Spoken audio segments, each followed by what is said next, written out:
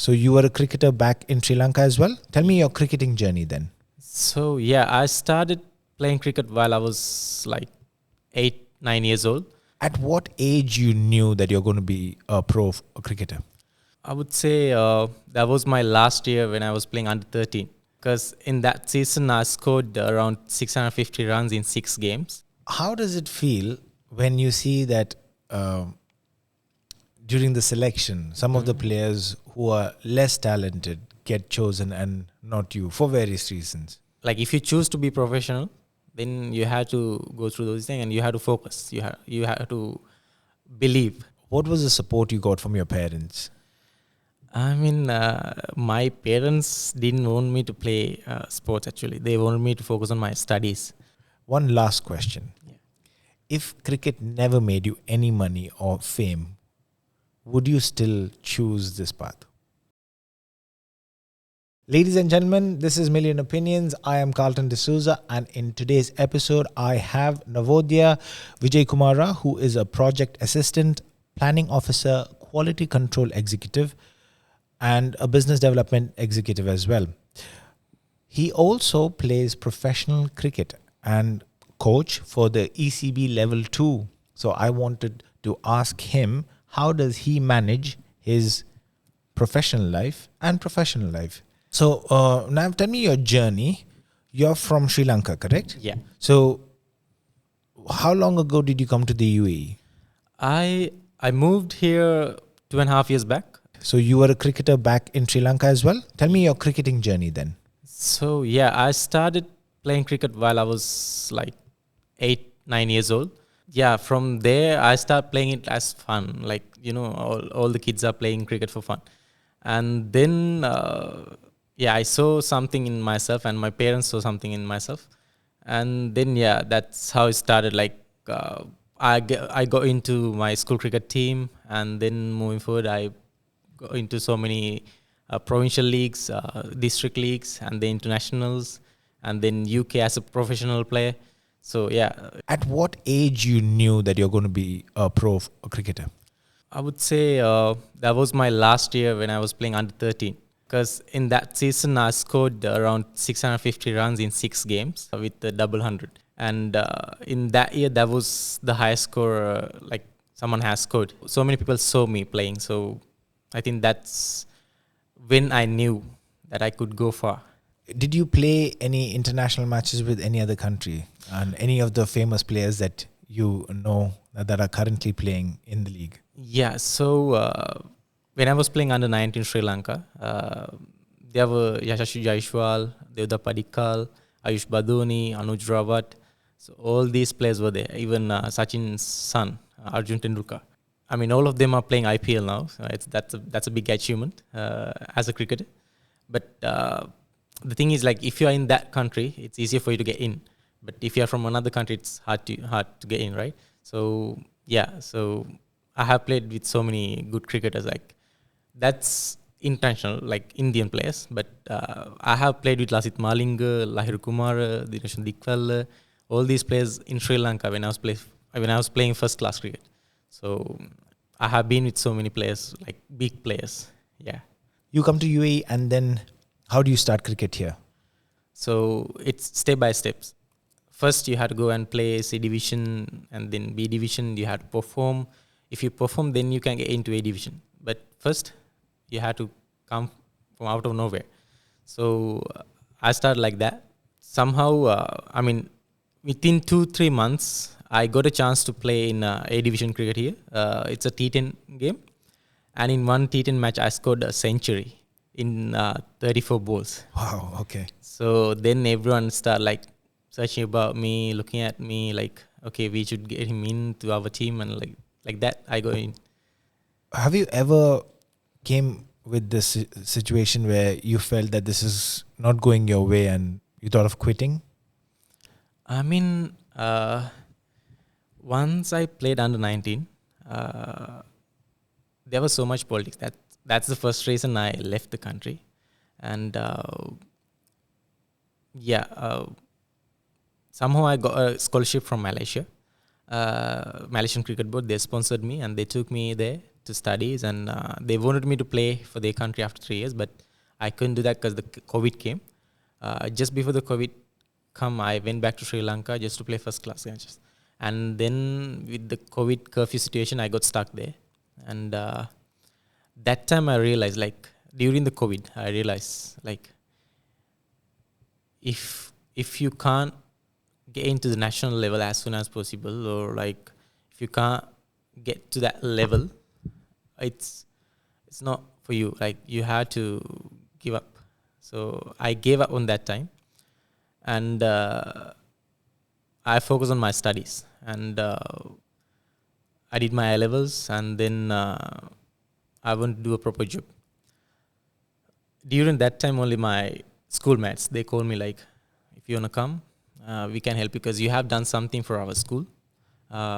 So we want to do something from us, just because you have done really big thing for us, for the school. So they took me here, and that's how it started. So I really wanted to give up on that time. And while since I played first class, before the COVID, I applied, like, if you want to go UK as a professional, you need to have an agent, and you have to go through the agent to get a club in UK. So I did that process before the COVID while I was playing first class.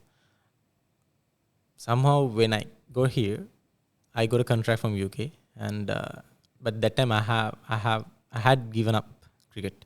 Like, no, I didn't want to play. So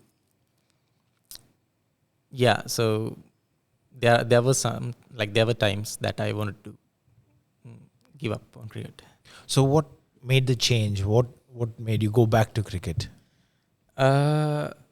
So first I moved here 2021, to end of 2021, and then I was working here, and then since I got the contract from UK, I wanted to go, because going to UK as a cricketer is one of lifetime chance. So I wanted to go. So I went there. I started playing, and in every country, like I went to St. Anthony's College, Kadugastara, in Kandy.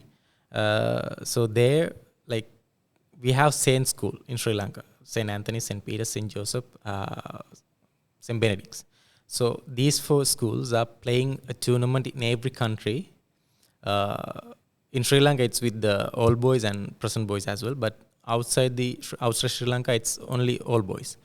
So they are playing this tournament called quadrangle tournament.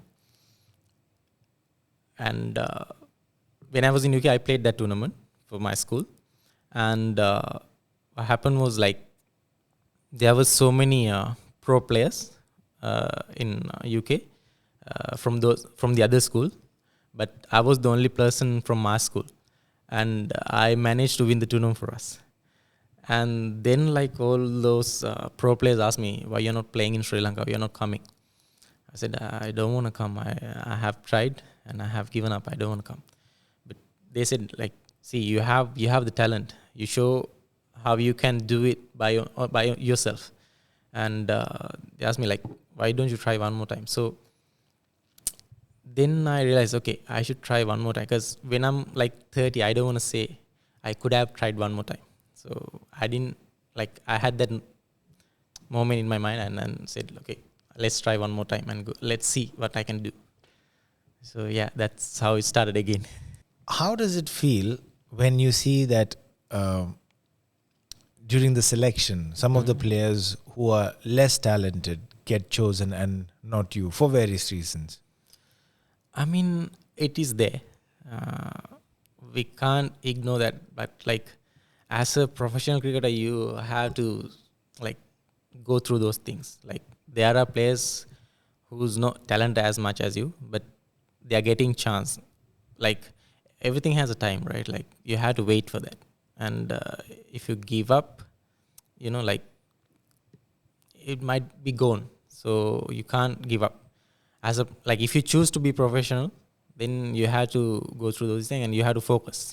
You have to believe that you have time. Just wait for that. So it's all about patience. Like, you have to keep your patience up. So, which is a difficult thing to do, mental consistency or physical consistency?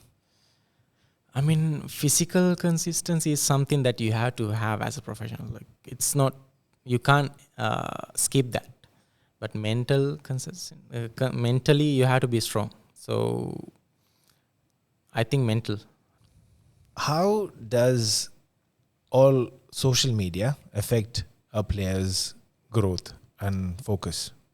Social media is good, but it has both, I mean, negative and positive, both sides. Social media can help you because you have seen so many players who's playing in IPL also now. Like, some people are getting selected because of the social media. For me, I think we should use social media now because it's all about TikTok, Instagram, all this stuff. So And personal branding. yes, personal branding. So I think social media is good in a way and bad in a way as well. What separates an amateur player from a professional player? Professional cricketer, they should always do the proper thing. Like, they have to have the patience. They have to be motivated. And yeah, professional player and amateur, I think that's the main thing. That mindset. I mean, financially wise, it's two different things. Because if you are professional, you get paid more. Amateur, you are not getting that much. But I think it's all about mindset. Is talent enough or do you need more? Talent is enough to get like to a certain level, but after that you need networking, you need reference, and you need to have so many things. Social media also. Yes, talent is just one thing. You can get into a certain level. After that, you need networking. You need people who can support you actually. So, what do you see when the mistakes that young cricketers do when they join an academy and look for opportunities? One thing I saw in young cricketers, they are trying to be like the place that you see in social media. I mean, it's not something that they have done in one night. It takes time. But these young cricketers, they are trying so hard to be like someone else. Like, they can be someone, but for that, it's a long process. So, what are the life lessons that cricket has taught you? I mean, cricket taught me so many things. Be patient, be motivated, work as a teammate, help each other, support. So, is it right to say that sports, especially team sports, gets you leadership quality and a teamwork? You become a team player. As a leader, uh, you have to discuss with your people, right? So we are doing the same thing in the team game. Yeah, and that teamwork helps us to win the game. You started cricket at the age of 8. And right now you are 26. 26 and you're playing at a very good level in the UAE. Yeah. What was the support you got from your parents? I mean, my parents didn't want me to play sports actually. They wanted me to focus on my studies. Uh, like, even now, my father wanted me to like focus on my studies, even like focus on my work. Because we will play cricket until we are like 35, 40, right? After that, we have to retire. We have to get retired. So after that, we need to have a job. That's why I think he's doing that. But uh, when I started playing hardball cricket, they saw something in me and they support me like really well. They support me in every way. What advice would you give to the parents of a talented cricketer? I would say don't push too much, because if you push your son too much on something that they're doing, they will give up on that. Because you don't want them, like, even me, I don't want someone to push me too much. If I love it, I will do it like 100%. So for parents, I would say, like, let them do it. And if you say something in them, then give them what they want, not what you want. So I think nowadays so many like parents are pushing them too much, because they know what cricket has done to the society and they wanted to be their children's to like professional cricketer. It's not something like that they want, right? So if they are good in that, they will do 100%. You don't have to push. Like, the thing is, you can show the path and they will go in that path. But if you're trying to make the path and pushing them to go in that path, it's not going to happen, right? So let them do what they like to do. How do athletes see failure when compared to the regular person? Athletes, they have to go through the failures, right? It's like it's part of the game. So failures give you motivation, right? It motivated you to do better. And if you fail, then only you start like thinking, I should do more. So in failures, regular people, they will say failure as like, okay, I should give up, I can't do this, I should go, like, this is not my thing. But if you're an athlete, if you choose that path, failure is must, like, it will be there. Then they will work hard, right? And for myself, I mean, I have been through so many failures and I push myself. And that's the difference between regular person and athlete always trying to do more. They will push more, they will try to grab things. So I think that's the difference with regular people and athletes. So now we're going to go to the rapid fire. Okay, I hope you're ready. Okay. One bowler you'd never want to face. I think they'll stay. Your dream stadium. Loads. Most painful cricket memory for you. I have so many. I think recent one is the Bukatir final. I couldn't finish the game. We lost by just 6 runs. And I scored 91 runs. And like, I went when we were 74 for 4. And I waited until the last 6 runs. We were chasing 281 runs. And we lost by 6 runs. And I think the recent one, that's the one. Yeah. Okay. And the most painful international cricket memory for you would be? Under 19 cricket, Sri Lanka. Okay. One innings that you'll never forget. I think that's also the same answer. The recent Bukatir match. Yeah. Nets or the gym?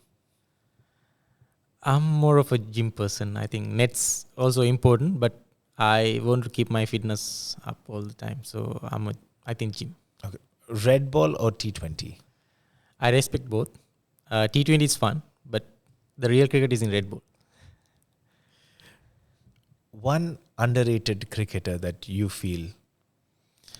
I mean, there are so many. I'll take one Sri Lankan player, Hasita Boyagoda. He scored the second highest score in World Cup cricket under 19 level, and now he is not in Sri Lanka as well. He's in UK. He didn't get a chance in national level, so I think he gave up on cricket. Now he's like studying and working in UK, I think. Yeah. One last question. Yeah. If cricket never made you any money or fame, would you still choose this path? Yeah, because cricket is something that gives you happiness. Like, my out of box place is cricket. Like, it gives me so much peace. Whenever something happens, I grab a bat, go play some shots. So that's how I release my mind. So like, whenever I'm in pressure, yeah, I would choose cricket all the time, every day. Yes.